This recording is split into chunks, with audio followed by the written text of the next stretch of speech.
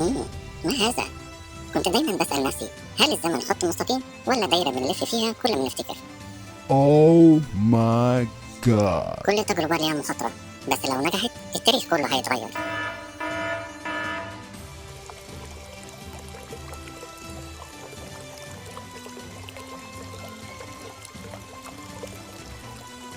Oh my goodness!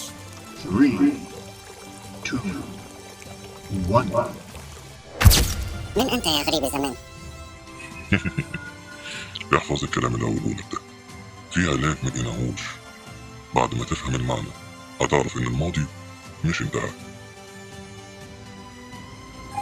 الإرث اتفتح، العلاج هو الزمن نفسه.